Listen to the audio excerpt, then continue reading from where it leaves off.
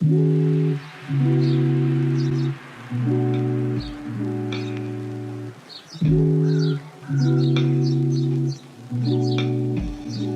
then, so on the cards today we have a 28-kilometre run, which is mainly working on my Malagon Marathon pace for Malaga. I'm going to go for 5k easy, then I'm going to do 20 minutes at Malaga Marathon pace, then I'm going to go 5 kilometres easy, and then I'm going to do 15 minutes at slightly faster than the marathon pace. Then I'm going to do another 5 kilometres easy, following by another extra 20 minutes at Malaga Marathon pace, and then whatever's left of the run I'm just going to do an easy pace. So the goal paces are going to be, so for easy pace it's going to be anywhere between 5:25 to 5:35, give or take. And the marathon pace is going to be around 5 minutes per kilometre, which is very optimistic, but I'm going to try and aim for that in Malaga. And I suppose slightly faster than marathon pace would be anywhere between 4:50 to 4:55 per k. So it'll be an interesting session, we'll see how it goes. And I tell you something, it is actually a nice day in Wolverhampton for once. Nice and bright and clear blue skies. Right then, let's get to work then.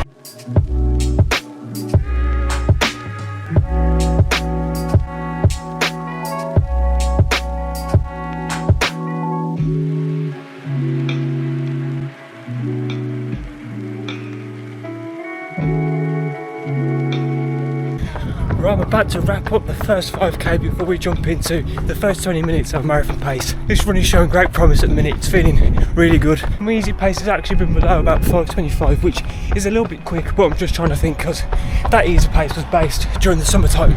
So now that obviously the temperatures are going down, it's going to get colder, which is the same thing.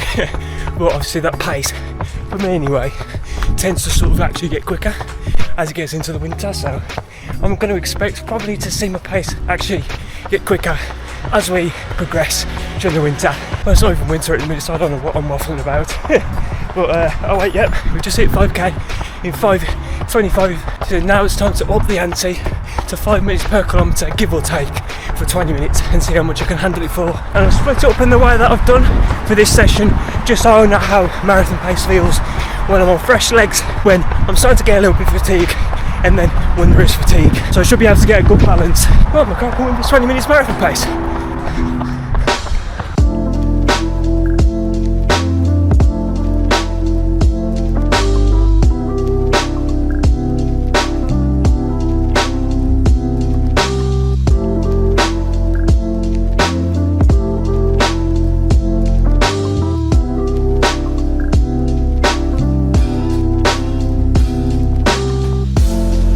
Right then, so I just hit 12 kilometres on this 28-kilometre run.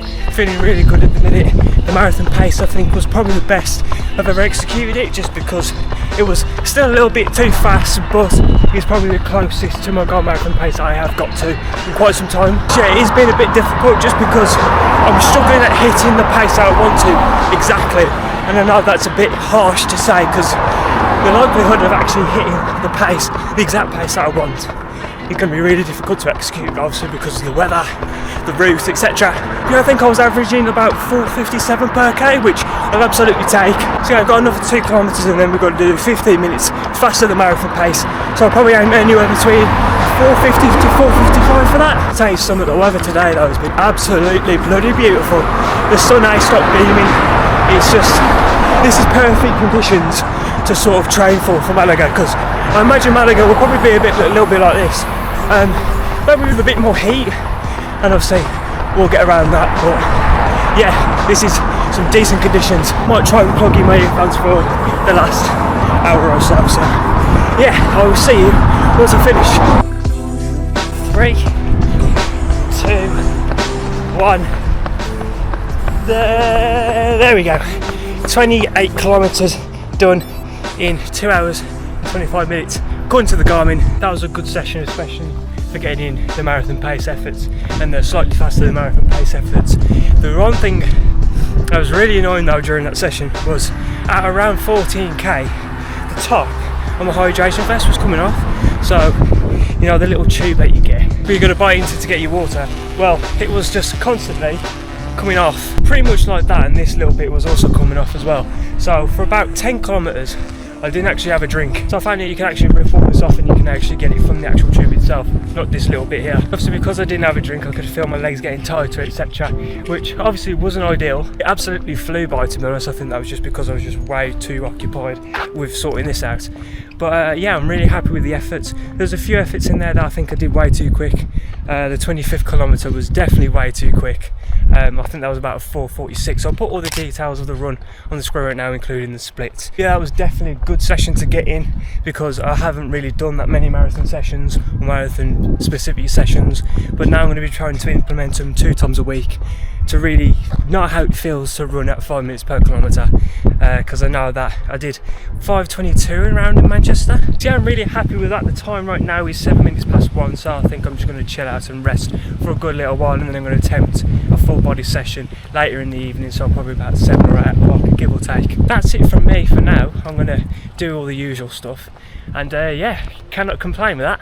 Right, and we just got dinner from the run, so we've got some brown rice, a little bit of stir fry that my dad cooked up last night. Let's do a little cheeky taste test. Good scram. I think it's time to think about doing some strength training. The sooner we're in there, the better. Right, let's go. Right, we're in the garage where all this strength work takes place in this marathon training block. Well, today a lot of it's going to be ab exercises because I know on Wednesday I mainly did arms and legs. So I'll do a bit of arms, bit of legs, and then major is just ab workouts. Yeah, this session will probably last about 45 minutes. I'll try to do 10 reps of each exercise, 3 sets. I'm actually going to record on my 3rd and last set, which is where I usually pump up the weight. So first 2 sets you won't actually see anything. You won't see me cruising, you'll just see me struggle. Because yeah, I would like to still preface, I do not enjoy strength training, but I'm a lot better than I was for Manchester in terms of getting myself in here and actually doing it, because I know how beneficial it is. It's made me a better runner, and I just know that if I do it I'll be able to become a better runner. So yeah, just sort of suck it up and just get on with it. A little longer than a few minutes later. First set done. Nah, it's alright. Wasn't awful, so yeah, we'll see how we get on now. Let's get into the second set. Right, then second set's done. Now it's time to embarrass myself. Ah, good. Here we go. I need to be selective of what I show you. Right, let's go.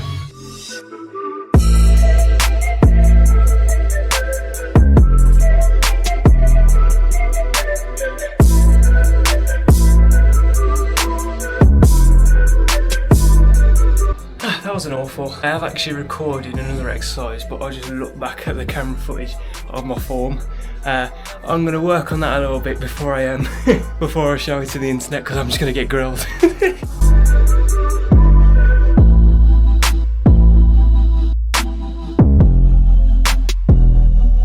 I think lunges is something that I'm getting way better at. I used to be horrendous at them. I probably still am when I look back at this.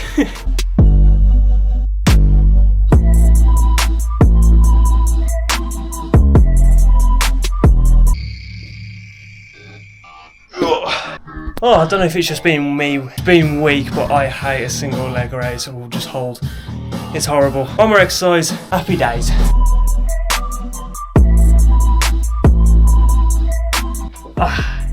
And we are done. 45 minutes worth of strength work and 2 hours and 25 minutes of running makes a very successful Saturday. I can't even speak. Right then, so that is what a typical Saturday of mine is currently looking like whilst I'm training for the Malaga Marathon. Well, every fortnight in terms of the distance of the run it changes, but in terms of the strength session I try to keep it the exact same. I am actually thinking about changing it here and there, but for the most part I want to try and keep it the same. So yeah, hopefully you did enjoy that video. I do plan on doing like look what I used to do, what a whole week of training for Malaga looks like. Just in case you're curious, I'm doing this workout on the screen right now. So it's a 29-kilometre run, 5k easy, 10k marathon pace, 5k easy, 5k marathon pace, and then 4k at easy pace to finish off. I'll tell you what, this morning is like the perfect temperature for running. Like, it isn't cold, it isn't warm, it's perfect. Because I haven't posted for a few weeks on the screen right now, I'll put how much mileage I've done in these past few weeks, and yeah, this week will actually be my most intense week. I think it should be around 71.5 kilometres, which I think it will be the peak. And yeah, it hasn't quite sunk in yet, can't even speak. So yeah, I'm gonna crack on with this run now. I am actually going quite quick and the heart rate is a bit higher than it should be. I noticed that we'll never actually pull out the camera. So I need to work on that for Malaga and for Cape Verde, because on Tuesday the 12th of November, which is 2 weeks on Tuesday, me and the family are going to Cape Verde. So I do plan on doing a video about training in that, because that will be really interesting, especially because it's quite an intense week that week. So yeah, that'll be interesting. But then I'm gonna put the camera away, get cracking, and I will see you once again for episode 3 of Mission Malaga. Do the road a bit.